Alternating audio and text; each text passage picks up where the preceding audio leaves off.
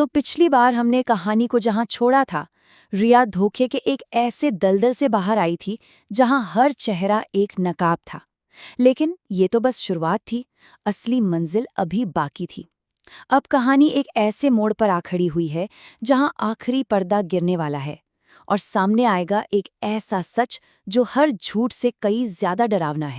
लेकिन आजादी की ये सांसें ज्यादा देर तक नहीं चलीं। रिया को पकड़ लिया जाता है और उससे धकेल दिया जाता है एक ऐसी दुनिया में जहां दीवारों पर सीलन थी और लोगों के दिलों में गहरे राज।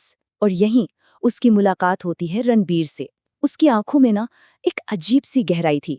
उसके पहले शब्द रिया के लिए थे, जिंदगी एक भूल भुलैया है रिया, और तुम ठीक इसके बीच में हो। ये शब्द, ये सिर्फ एक मुलाकात नहीं थी, ये रिया की आने वाली किस्मत की एक खौफनाक दस्तक थी।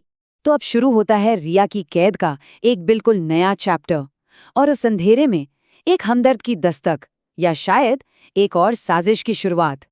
कानून की नज़र में रिया को दिमागी तौर पर अनस्टेबल और खतरनाक मान लिया गया।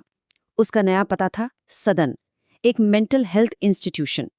नाम सुनने में जितना शांत लगता है ना, उस जगह की हकीकत उतनी ही रोंगटे खड़े कर देने वाली थी। तो ये सदन, ये किसी पुराने भुला दिए गए किले जैसा था। सोच के देखिए, पत्थर की दीवारें जिनमें इतनी ठंडक थी कि सूरज की रोशनी भी अंदर आने से घबराती थी। यहाँ की हवा में एक अजीब सा बोझ था, और जो लोग यहाँ काम करते थे उनकी आंखों में हमदर्दी तो भूल ही जाइए, बस एक ऐसी खामोशी थी जिसे पढ़ा नहीं जा सकता था। मानो जैसे इस जगह को, इसके माहौल को सिर्फ और सिर्फ इंसान की हिम्मत तोड़ने के लिए ही बनाया गया हो।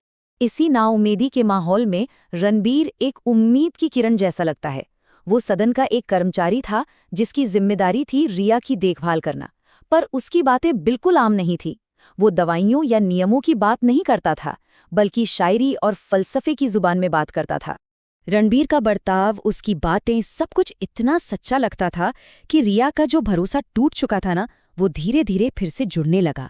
उससे लगा कि शायद इस दुनिया में कोई तो है जो उसे सच में समझता है, जिससे उसकी परवाह है। उसे ये महसूस होने लगा था कि वो अब अकेली नहीं है, या शायद उसे ऐसा महसूस करवाया जा रहा था। लेकिन रिया की कहानी में एक बात तो तय है, जब भी उम्मीद की कोई रोशनी दिखती है, वो अक्सर किसी आने वाले तूफान का ही इशारा होती है। तो सवाल ये था, ये मोहब्बत थी या कोई बहुत गहरी साजिश? एक रात जब पूरे कॉरिडोर में एक अजीब सी खामोशी थी, रणबीर ने रिया के हाथ पकड़े और एक ऐसा सच बोला जिसने रिया के पैरों तले से जमीन ही खिसका दी। उसने कांपती हुई आवाज में कहा, वो भूरा लिफाफा मैंने भेजा था। जी हाँ, वही लिफाफा जहां से इस तबाही की शुरुआत हुई थी। और वो यही नहीं रुका। उसकी आंखों में अब हमदर्दी नहीं, एक अजीब सा जुनून था। उसने आगे कहा, होटल की रसीद, वो सब मैंने किया था। मैं तुम्हारे दिमाग को तोड़ना चाहता था। उसका मकसद रिया की तकलीफ कम करना था ही नहीं, बल्कि उसे और भी बढ़ाना था।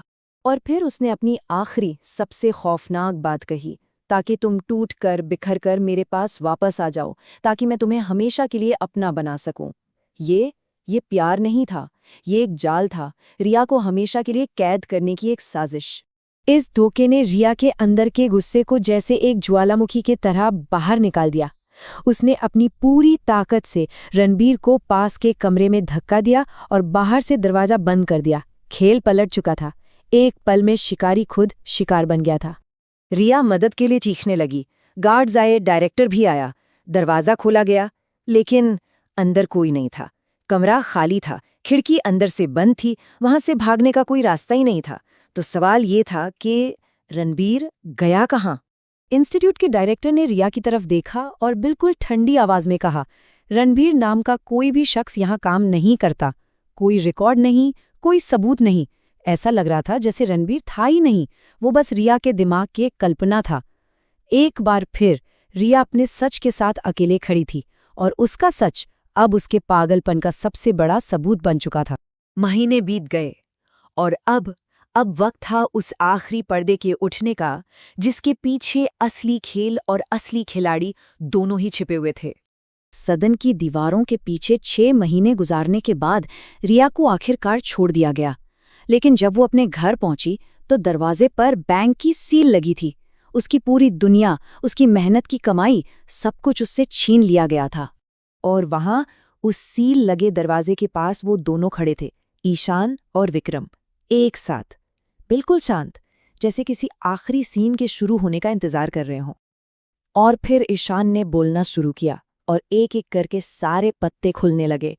ईशान कोई लेखक नहीं था और विक्रम कोई इंस्पेक्टर नहीं। वो दोनों भारत के सबसे बड़े कॉरपोरेट फ्रॉड नेटवर्क के मास्टरमाइंड्स थे। और रिया कोई बेबस शिकार नहीं थी। वो इंडियन इंटेलिजेंस ब्यूरो की एक अंडरकवर एजेंट थी, जिसे सालों से इस नेटवर्क का पर्दाफाश करने के लिए भेजा गया था। विक्रम के चेहरे पर एक अजीब सी मुस्कुराहट थी। उसने कहा, तुमने अपना काम बहुत अच्छे से किया रिया, तुमने हमें सब कुछ दिखा दिया।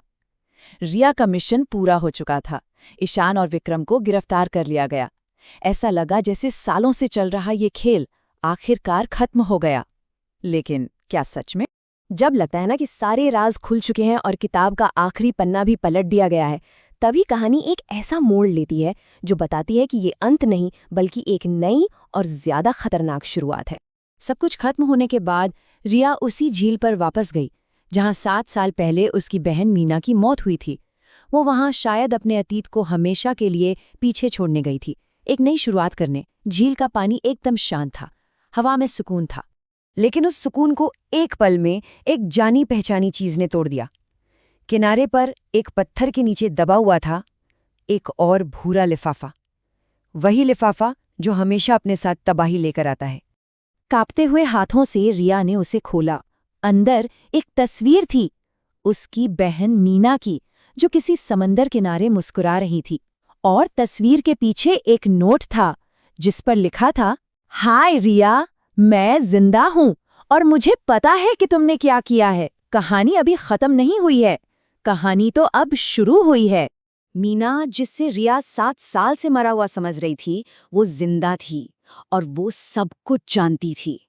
इस आखिरी सच ने रिया के मिशन, उसकी पहचान, उसकी पूरी दुनिया को फिर से एक सवाल बना दिया।